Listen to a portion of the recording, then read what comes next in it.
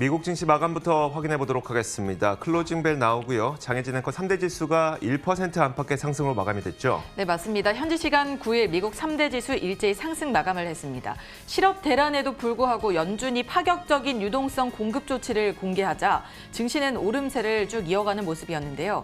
이날 발표된 4월 첫째 주 실업수당 청구자 수는 660만 6천 명으로 시장 전망치를 크게 웃도는 결과를 보여줬습니다.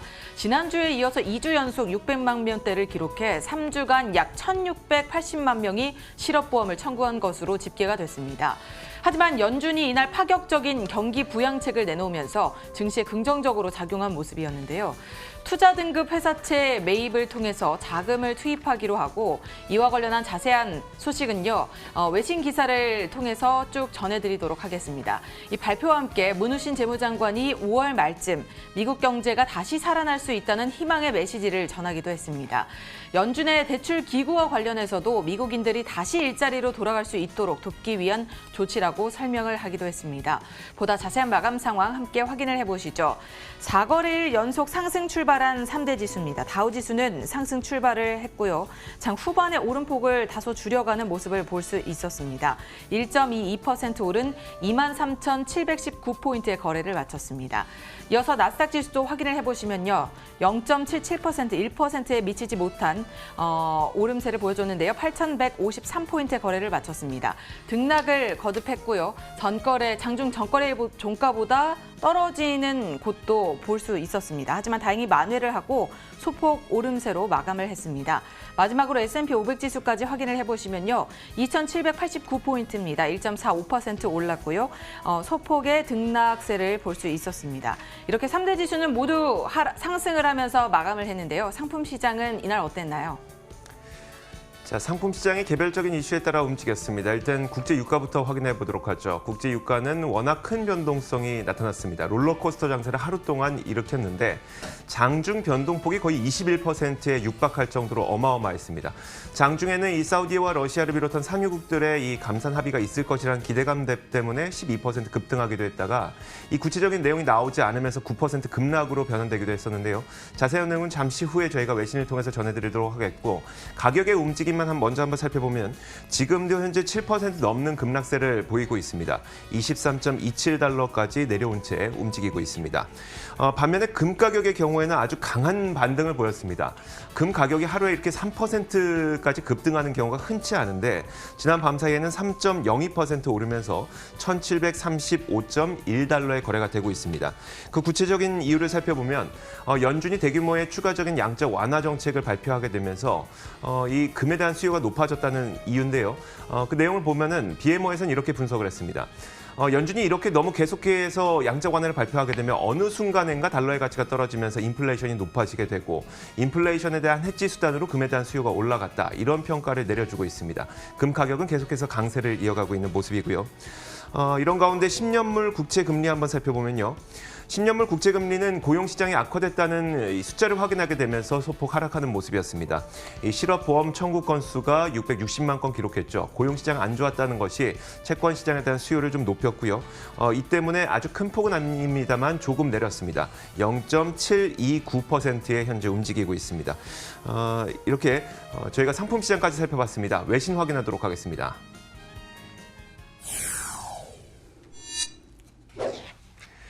자, 첫 번째 외신부터 살펴보도록 할 텐데요. 장혜진 앵커, 아마 이 연준의 파월 의장의 대규모 완화책이 아마 가장 큰 뉴스가 아닐까 싶어요. 네, 맞습니다. 시장에도 영향을 미친 뉴스죠. 미국의 연준이 2조 3천억 달러의 유동성을 공급하기로 하면서 정크본드를 매입하겠다고 나섰습니다. 함께 보시죠. Fed unveils details of $2.3 trillion in programs to help support the economy. 연준이 코로나19에 따른 경제 위기를 막기 위해서 또 한 번의 과감한 경기 부양책을 내놨습니다. 정크본드, 즉 투기 등급의 회사채 매입 등을 통해서 기업과 개인, 지방정부에 총 2조 3천억 달러, 우리 돈 약 2,800조 원에 달하는 자금을 투입하기로 했는데요. 이는 전례 없는 최초의 방안이라고 합니다. 중소기업 급여 대출 PPP를 포함해서 이 세부 유동성 지원 방안을 공개했는데요. 실물 경제에 직접적으로 현금을 뿌리겠다고 나선 것으로 볼 수 있다는 평가가 나오고 있습니다. 우선 중소기업 지원에 6천억 달러가 투입될 예정이고요. 투기 등급을 포함해서 회사채를 사들이고 개인 소비자 금융을 뒷받침하는 데도 8,500억 달러를 집행할 예정이라고 전했습니다. 자금 부족에 시달리는 지방정부를 돕기 위해서는 5천억 달러 규모의 지방채도 사들이기로 했는데요. 제롬 파월 연준 의장이 이날 또 연설을 했습니다. 코로나19 사태 이후 미국 경제가 짧은 시간 내에 왕성하게 반등을 할 수 있다면서 V자 경기 회복의 가능성을 좀 시사를 했는데요. 낙관적인 시각을 드러내줬습니다. 다만 2분기에는 경제가 회복하기는 다소 어려울 수 있다는 말도 덧붙이기도 했습니다. 선제적, 공격적으로 권한을 사용할 것이라고 거듭 강조를 하면서 향후에도 연준의 강력한 부양책이 있을 것으로 시사했습니다. 자, 이날 국제유가는 굉장한 변동폭을 보였습니다. 하루 동안 정말 하루 변동폭이 21%에 달할 정도로 어마어마한 하루를 보냈는데요. 일단 그 CNBC의 기사를 통해서 살펴보게 되면 국제유가가 9%까지 낙폭을 확대했다, 급락했다는 소식을 헤드라인으로 정하고 있습니다. 그러면서 이 일찌감치 있었던 더블 디짓 게인이라고 하죠. 두 자릿수의 상승세를 모두 다 반납하고 급락으로 변환됐다는 이야기인데요. 오펙 플러스 회의를 통해서 감산 합의가 이루어질 것이라는 보도가 나왔음에도 불구하고 이런 현상이 일어났던 겁니다. 자, 이날 감산이 이루어질 것이라는 기대감 때문에 장중 한때 12%까지 급등하기도 했습니다만 이 오펙 회의는 계속 진행이 되고 있는데요.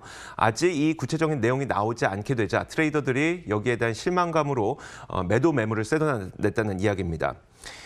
감산 합의에 대한 보도를 한번 살펴보면요. 대부분의 그 매체들은 약 1,000만 배럴 정도의 감산 합의가 있을 것이라고 대부분의 매체들이 보도를 했습니다. 이런 가운데 로이터의 기사가 좀 눈에 띄는데 로이터에서는 이번 그 감산 규모가 거의 2,000만 배럴이 될 수 있을 것이라고 전망을 하기도 했습니다. 로이터에 따르면 오펙 플러스 국가들이 1,200만 배럴, 그리고 그 외의 국가들이 500만 배럴 이상의 추가 감산을 할 거라고 전망을 했는데 이 오펙 플러스 외의 다른 국가라고 한다면 이제 미국까지 포함하는 거겠죠. 미국도 감산에 참여하라는 그런 시그널로 좀 읽히기도 합니다. 하지만 아직까지는 그 회의에 대한 구체적인 결과가 아직 발표되고 있지 않아서 어떤 내용이 나올지는 지켜봐야 될 것으로 보이고요. 이 내용에 따라서 또 유가의 변동성이 더욱더 커질 것이라는 점도 염두에 두셔야겠습니다. 네, 디즈니가 상당히 좋은 흐름을 이어가고 있다는 소식이 전해졌습니다. 디즈니의 주가가 앞으로 32% 정도 상승 가능할 것이라고 JP모건 애널리스트가 전했는데요. 디즈니 플러스가 이 주요 사업을 이끌어가면서 디즈니도 상당히 좋은 흐름을 보이고 있는 것으로 예상이 되고 있습니다. 그는 이 디즈니 플러스의 구독자 수치가 감격스럽다고 말을 했는데요. impressed라고 표현을 했습니다. 디즈니의 OTT 서비스죠. 디즈니 플러스 유료 가입자가 5천만 명을 넘었다는 소식이 전해졌습니다. 지난해 11월 출시와 함께 1,000만 명의 유료 가입자를 모으고 2월 8일이죠. 2월 8일에 2,800만 명의 가입자가 모여졌습니다. 그리고 또 불과 2개월 만에 다시 5천만 명을 돌파를 한 것인데요. 코로나19로 인해서 집에 머무는 사람들이 많아지면서 OTT의 수요가 커졌기 때문으로 분석할 수 있습니다. 여기에 디즈니 아동 콘텐츠들이 많은 사랑을 받고 있으면서 큰 폭의 점유율 상승을 이끌어냈다는 분석도 나오고 있는데요. 조만간 일본 시장 진출도 계획을 하고 있다는 소식이 전해지면서 코로나19를 통해서 OTT가 각광을 받고 디즈니의 성장세도 굉장히 큰 폭으로 증가를 할 것으로 예상이 되고 있습니다. 이날 디즈니는 3%에 넘는 상승세를 보이며 장을 마감하기도 했습니다. 요즘 코로나로 인해서 재택근무가 늘어나고 온라인 계약이 늘어나다 보니까 이 화상회의를 이용하는 경우가 굉장히 늘어나고 있는데요. 이 화상회의를 이용하는 횟수가 폭증하고 있다는 것이 숫자로 증명이 됐습니다. 한번 실제로 살펴보도록 하죠. 마이크로소프트가 밝혔습니다. 마이크로소프트가 밝힌 바에 따르면 이 마이크로소프트 팀즈, 이 화상회의 관련 소프트웨어죠. 팀즈를 이용한 횟수가 지난 3월에 1000%나 늘어났다고 합니다.